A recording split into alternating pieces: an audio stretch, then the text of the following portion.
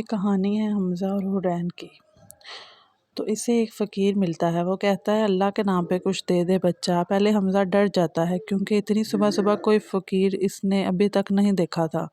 فقیر پھر کہتا ہے اللہ کے نام پہ کچھ دے بچہ۔ تو پھر حمزہ جیب چیک کرتا ہے پر پرس نہیں ہوتا۔ وہ کہتا ہے بابا میں اپنا پرس گھر بھول آیا ہوں۔ بابا کہتا ہے اچھا بچہ ایک بات کہوں؟ حمزہ کہتا ہے جی کہیے۔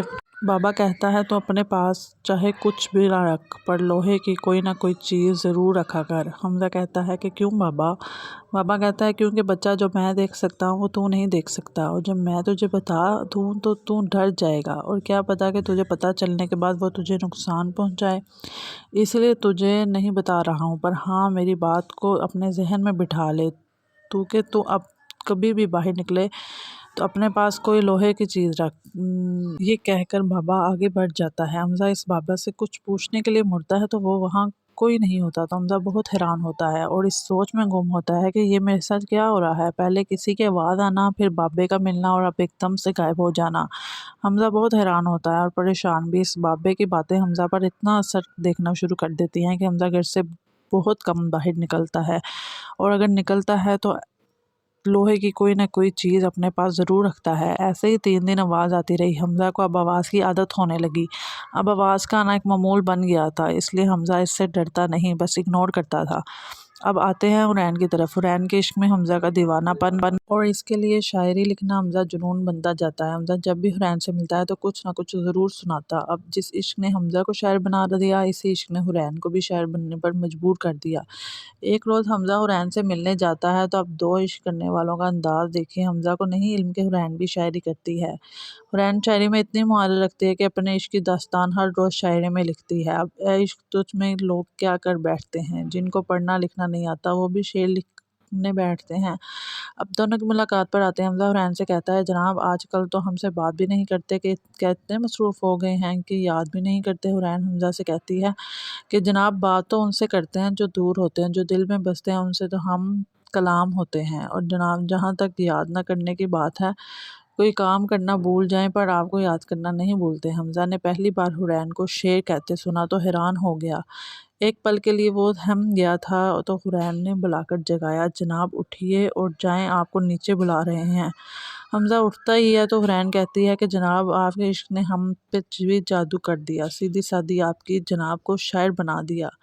حمزہ اس کو دیکھ کر مسکراتا ہے اور نیچے چلا جاتا ہے۔ حرین حمزہ کی مسکراہٹ کو دیکھ کر خوب جھومتی ہے اور اس کا دل اس کے قابو سے اٹھ کر ہوا میں گھومتا ہے۔ حرین کو لگتا ہے کہ شاید اسے آج دنیا بھر کی خوشی مل گئی ہے۔ ارے بھائی، عشق میں محبوب کا مسکرانا دنیا کی ہر خوشی سے بڑھ کر ہی ہو جانا۔ مسکرا کر آپ کا کچھ نہیں جانا، پر آپ کو جوش دیکھ کر ان کو سب مل جانا۔ کیا علم تھا حرین کو کہ آگے کیا ہونے والا ہے؟ حرین بہت خوش تھی، پر وہ یہ دیکھ کر خوش نہیں تھی کہ اب حرین خوشی میں ڈوب رہی تھی اور دوسری طرف وہ غم میں۔ پر وہ حرین کو کچھ کہتی نہیں ہے، پر ہاں وہ بہت زیادہ غصے کو خود میں سمیٹ رہی تھی۔ ان کی باتوں سے پتہ چلا کہ حمزہ کو شاعری پسند ہے، پھر وہ وہاں سے چلی جاتی ہے۔ حمزہ بھی اپنے کام میں مصروف تھا۔ وہ وہاں سے اڑ کر حمزہ کے پاس آ جاتی ہے اور حمزہ کو دیکھ کر مسکراتی ہے اور اپنا سارا غصہ بھول جاتی ہے۔ حمزہ کام کر کے گھر جا رہا ہوتا ہے تو وہ اس کے ساتھ والی سیٹ پر بیٹھ کر اس کے ساتھ جا رہی ہوتی ہے اور حمزہ کو محسوس تک نہیں ہونے دیتی کہ کوئی اس کے ساتھ ہے یا کوئی اسے دیکھ رہا ہے، بس اپنی پیار بڑی نظروں سے حمزہ کو دیکھتی رہتی ہے۔ وہ اس کے لیے بہت پاگل ہوتی ہے اور کہتی ہے حمزہ تم صرف میرے ہو۔ اس کا یہ کہنا ہی ہوتا ہے کہ حمزہ کو یہ الفاظ سنائی دیتے ہیں اور وہ گاڑی روک لیتا ہے، ادھر ادھر نظر دراتا ہے، کوئی بھی نہیں ہوتا۔ پھر حمزہ گھر پہنچ جاتا ہے، رات سوتا ہے تو روز کی طرح آواز کا معمول ہے پر دیدار کا نہیں۔ آج وہ خوب سج دج کر آئی ہے، آج وہ خوب سج دج کر محبوب سے ملنے آئی ہے، مانو انسان کی سجاوٹ کو پیچھے چھوڑ کر آئی ہے، کسی جن کی نگاہ نہ پڑے خود پر، اس انداز میں خود کو لپیٹ کر آئی ہے۔ رات کا دوسرا پہر حمزہ کے خواب میں وہ آئی۔ حمزہ پہلے ڈر کر اٹھ گیا، وہ سمجھتا ہے کہ کوئی برا خواب ہے، اس لیے دعا پڑھ کر پھر سو گیا۔ اب وہ سویا تو اس کی ملاقات ہو گئی۔ اس سے وہ کہتی ہے ہر روز ملنے کا دل کرتا ہے آپ سے، اور آپ ڈر جاتے ہیں ہم سے۔ حمزہ کہتا ہے کہ کیا مطلب، اور آپ اس طرح کیوں بات کر رہی ہیں؟ وہ کہتی ہے مطلب کیسے بتائیں ہم آپ کو، ہر روز تو پکارتے ہیں ہم آپ کو، اور یہ انداز اس لیے اپنایا ہے کیونکہ یہ انداز گفتگو پسند ہے آپ کو۔ یہ سنتے ہی حمزہ اپنی آنکھیں کھول لیتا ہے اور حیران ہوتا ہے کہ وہ کون تھی اور مجھ سے ایسے کیوں بات کر رہی تھی۔ حمزہ یہ سوچ ہی رہا ہوتا ہے کہ اتنے میں اذان کی آواز آتی ہے۔ حمزہ اٹھتا ہے، وضو کرتا ہے، وضو کر کے نماز پڑھنے چلا جاتا ہے۔ نماز پڑھ کر گھر آتا ہے اور روزمرہ کے کاموں میں مصروف ہو جاتا ہے۔ رات ہو جاتی ہے، وہ دن کا تھکا ہارا بستر پر گرتے ہی نیند کے گوش میں چلا جاتا ہے۔ وہ آتی ہے اور اسے تھکا ہارا دیکھ کر مسکراتی ہے اور ساری رات وہیں رہتی ہے۔ اس کے بالوں کو سہلاتی ہے اور کچھ یوں کہتی ہے، محبت تو کیوں ایسا کرتی ہے؟ مسکراتا محبوب سب سے خاص رکھتی ہے۔ دکھی کرنا تو دور کی بات ہے، دکھ کو پاس آنے نہیں دیتی ہے۔ ایک بار تم مجھے اپنا لو، میں نے تمہارے انتظار میں دنیا تمہارے نام کر رکھی ہے۔ اس کو وہاں بیٹھے بیٹھے صبح ہو جاتی ہے۔ حمزہ کو اٹھنے کی اس کی والدہ آتی ہے، تب تک وہ جا چکی ہوتی ہے۔ آج بھی روز کی طرح خوب سارے کام کرتا ہے حمزہ اور رات کو آ کر پھر سو جاتا ہے۔ وہ پھر آتی ہے، اس کے سرہانے بیٹھ جاتی ہے۔ آج حمزہ کے پاس آتے 3 دن ہو جاتے ہیں، اب شادی 7 دن باقی ہے۔ آج وہ حمزہ کو دیکھتی ہے اور مسکراتی ہے اور صبح ہوتے ہی چلی جاتی ہے۔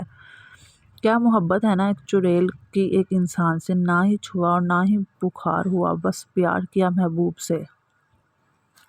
اگلے روز کام کچھ زیادہ ہو گیا جو اسے پسند نہیں آیا۔ جیسے ہی رات ہوئی، حمزہ کمرے میں آیا تو وہ وہاں کھڑی تھی۔ چٹکی بجائی اور حمزہ صاحب بے ہوش کیا اور وہ پھر اسے ساتھ لے گئی۔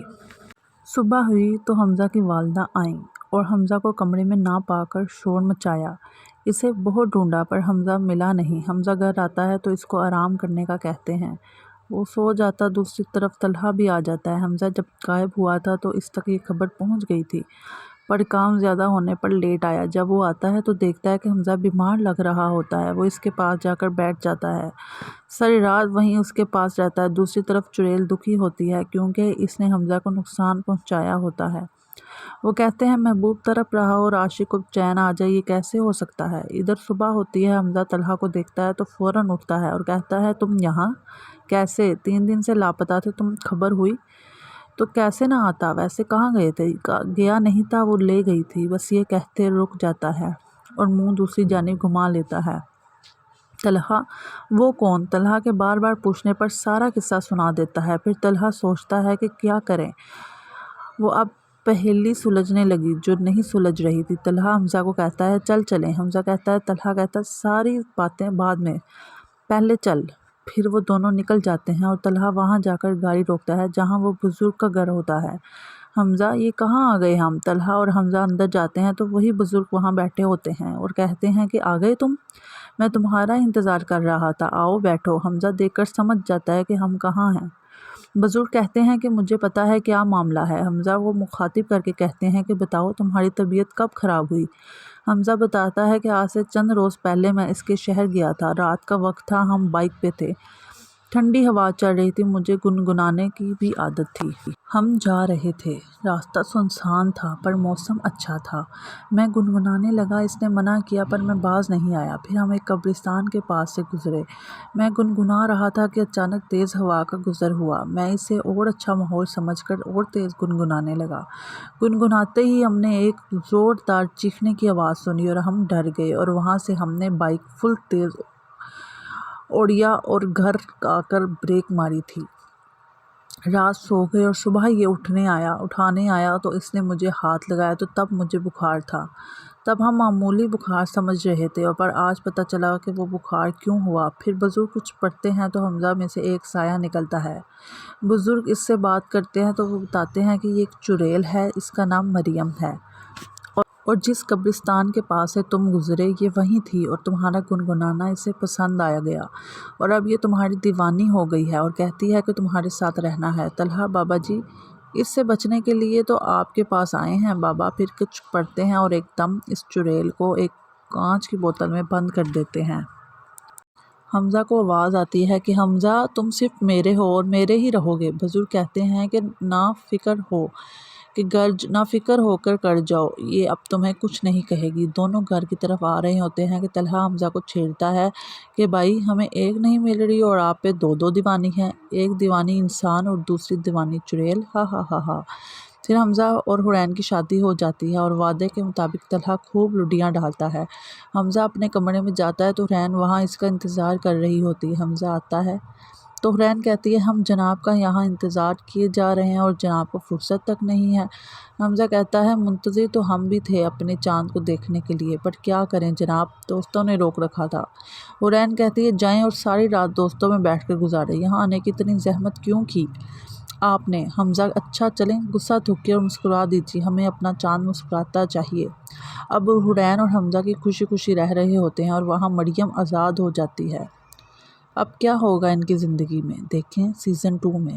آئی ہوپ آپ کو سٹوری پسند آئی ہوگی، آپ کہیں گے تو ہی سیزن 2 لکھوں گی۔ شکریہ۔